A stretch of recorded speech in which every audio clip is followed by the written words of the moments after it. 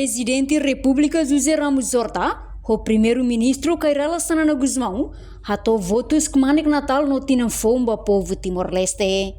Chefe governo o chefe Estado ratou mensagem foi no encontro cortesia e Palácio Presidencial Bairupite Dili, liga rolor bot Natal no Tinanfom, nebe basic da daungona.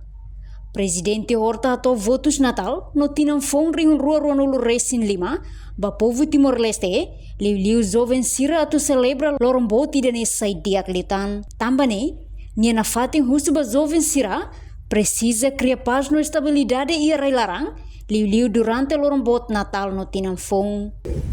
Aí, primeiro-ministro, órgãos do Estado, líderes nacionais, para a minha votos, a família Sirotocuia Timor-Leste, família Timor-Leste, Rio, Tassivalo, Comores e Raicelo, o estudam, a vida, os estudos, na mora, Síria de hospital, Síria de prisão, e a neve, fotos de Natal, que tem não foi esse dia de então, tinha 2024.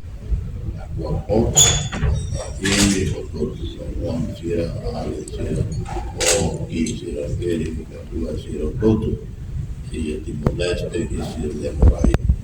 E a fatin hanesang, primeiro-ministro Kairala Sanana Guzmão Mos, ratou desejo Natal ba Timor-Oan Hotu, liu jovem sira, no Tinanfom ring rua Ronolo Resin Lima, nebe bela fo tempo obrigação no missão, ba instituição Estado, bela cumprir, o dia povo nemoris o digno.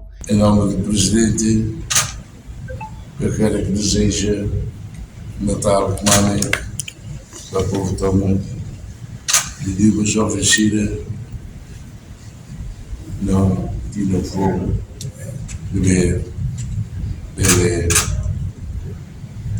for tempo, na obrigação, na missão à instituição de Estado de Sira, para cumprir a dia para os memórias, não reine,